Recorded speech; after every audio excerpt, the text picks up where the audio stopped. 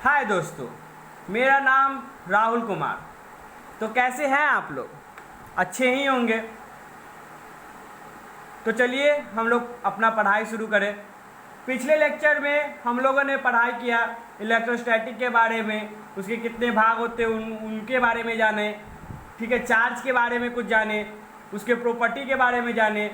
अगर आपने पिछला लेक्चर मिस किया है तो डिस्क्रिप्शन बॉक्स में जाइए और लिंक दे दिया गया है, उस पर क्लिक करके आप देख सकते हैं लेक्चर 1।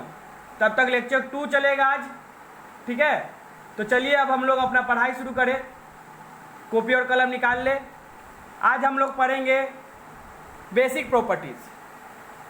तो बेसिक प्रॉपर्टीज़ है क्या, पहले देख लीजिए।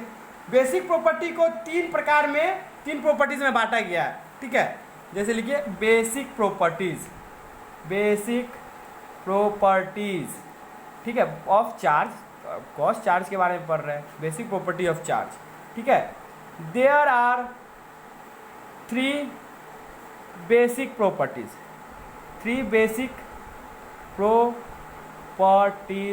ऑफ चार्ज, ठीक है। तीन प्रकार के होते हैं, 3 बेसिक प्रॉपर्टीज होती है चार्ज के। पहला होते हैं एडिटिविटी,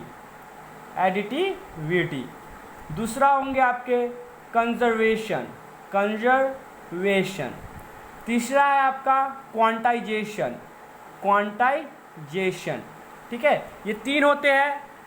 तो बस आज यही 3 के बारे में आज जानना है, ठीक है। तो चलिए पहला पढ़ते हैं एडिटिविटी। इसके बारे में जाने, कोई पूछ दे। चलिए हम तो समझ गए बेसिक प्रॉपर्टीज 3 प्रकार की, मतलब 3 होते हैं बेसिक प्रॉपर्टीज। तो 3 में जैसे एडिटिविटी हो गया, कंजर्वेशन हो गया, क्वांटाइजेशन हो गया, समझे। तब पूछ देगा चलिए एडिटिविटी बता दीजिए क्या होता है, तो हम आज एडिटिविटी भी बता देंगे। कोई पूछ दे तो सीधे बता दो कि एडिटिविटी जो होता है सीधे एडिटिव इन नेचर का होता है। Charge is additive in nature. ये प्रॉपर्टीज जो है, देखिए इस प्रॉपर्टीज के बारे में लिख लेते हैं, ठीक है, फिर आपको हम समझाएंगे अच्छे से। Charge is additive in nature, it means that total charge of a system is equal to the sum of all individual क्या individual charges located at कहाँ, different point inside the system, ठीक है। मतलब चार्ज जो होता है additive nature का होता है। इसका मतलब हुआ कि जिस सिस्टम में जितने भी चार्ज होंगे वो किसके बराबर होंगे, सारे के सारे इंडिविजुअल चार्ज जो होंगे उनको जोड़ दीजिएगा तो वो सिस्टम का चार्ज हो जाएगा, ठीक है। वही होता है एडिटिविटी। यही है उसका एक चार्ज का एक थोड़ा सा बेसिक प्रॉपर्टीज़ है जो है एडिटिविटी। इसका देखते हैं एग्जांपल। जैसे कि आपको दे दिए कोई सिस्टम है, ठीक है। यहाँ पे आपको प्लस Q1 दे दिए, माइनस Q2 है, माइनस Q3 है, प्लस Q4 है, प्लस Q5 है। तो मतलब अब एडिटिविटी है, इसके बारे में है। तो चलिए टोटल चार्ज क्या हो जाएगा, प्लस Q1, ठीक है, प्लस माइनस Q2, फिर हो जाएगा आपका minus Q3, plus Q4, plus Q5। इतना होगा इसका, इतना मतलब जो, ठीक है। तो प्लस Q1, ठीक है, माइनस Q2, प्लस में है ना तो पहले प्लस कर देंगे, फिर प्लस माइनस Q3, फिर प्लस Q4, प्लस Q5, ठीक है। तो टोटल चार्ज आपको दे देगा Q1 minus Q2 minus Q3 plus Q4 plus Q5। बस इसी पे एप्लीकेबल है आपका एडिटिविटी। ये सिस्टम है, इसमें इतना चार्ज दिया हुआ है, कोई भी पूछ दे टोटल चार्ज इसका कितना होगा तो बस ये रूल लग जाएगा। ये प्रॉपर्टीज़ आपका यहाँ पे एप्लीकेबल हो गया। अब पढ़ेंगे दूसरा नंबर कंजर्वेशन के बारे में। तो चलिए कंजर्वेशन के बारे में जानते हैं। यहाँ देखिए दूसरा है आपका कंजर्वेशन, ठीक है। ये क्या है, कंजर्वेशन क्या है? तो बोल दीजिएगा according to principle of conservation, ठीक है, according to principle of conservation of charge, ठीक है, total charge of an isolated system is equal, sorry is always constant. क्या होता है? कांस्टेंट होगा हमेशा। इसको लिख लेते हैं पहले, ठीक है, अकॉर्डिंग टू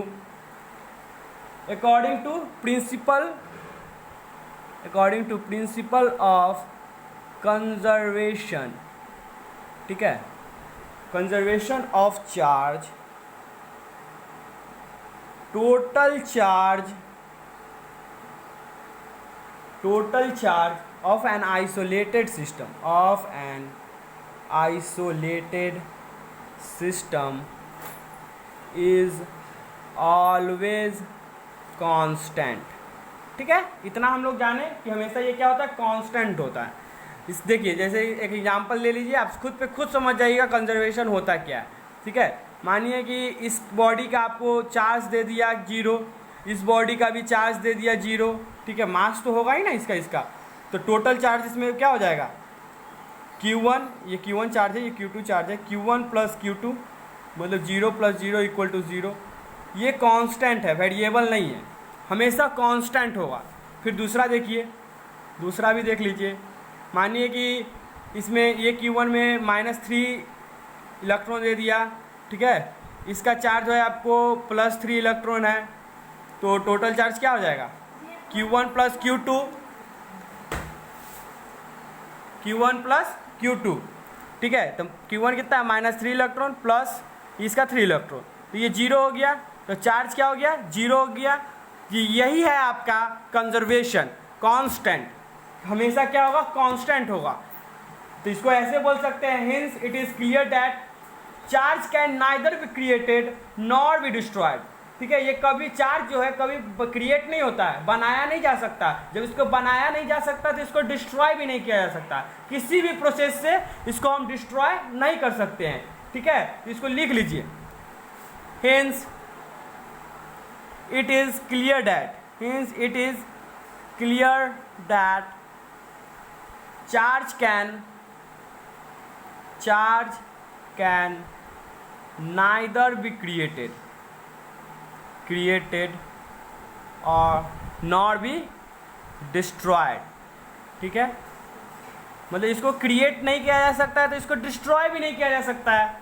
सीधा सवाल है इसका। जब जी किसी चीज़ को आप बना ही नहीं सकते हैं तो आप उसको तोड़ कैसे सकते हैं? ना, ये हो ही नहीं सकता है, ठीक है, किसी भी प्रोसेस से नहीं। तो लिख दीजिए बाय एनी प्रोसेस, ठीक है, बस इतना ही है। ये किसी भी प्रोसेस से नहीं टूटेगा। मतलब it means simply be transferred from one body to another body. मतलब कह सकते हैं, लिखिए, it means simply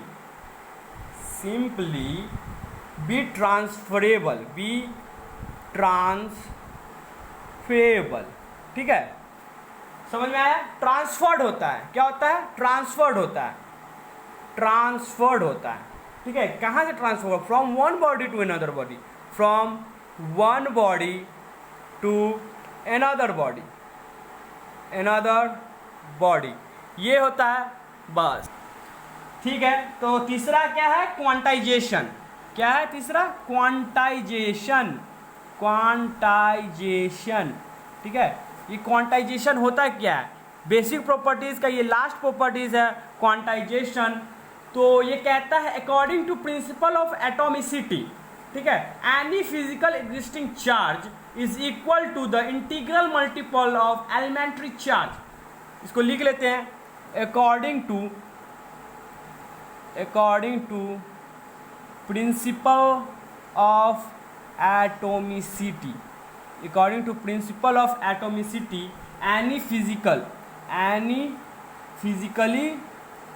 any physically existing charge is equal to क्या होगा बताइए? इंटीग्रल मल्टीपल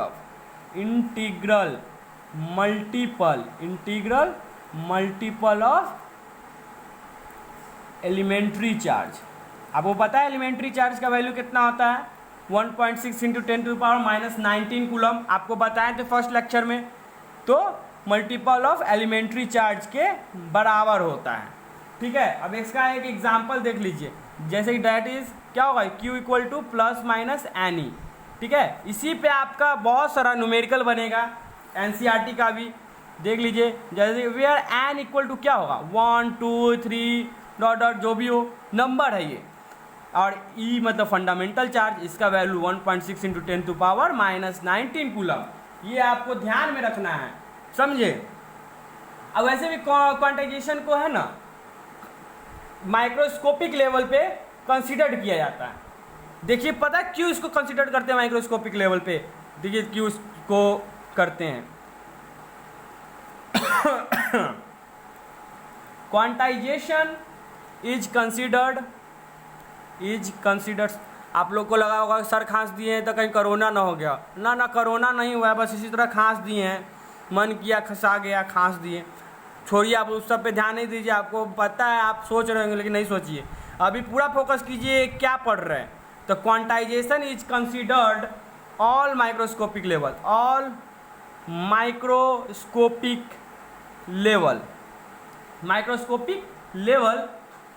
ठीक है। इट इज़ निग्लेक्टेड, इसको निग्लेक्ट कर देते हैं लार्ज स्केल पे, निग्लेक्टेड एट लार्ज स्केल, इसको लार्ज स्केल पे निग्लेक्ट इसलिए कर देते हैं क्योंकि because it is said that if 1 ampere of current, one ampere of current, ठीक है, flowing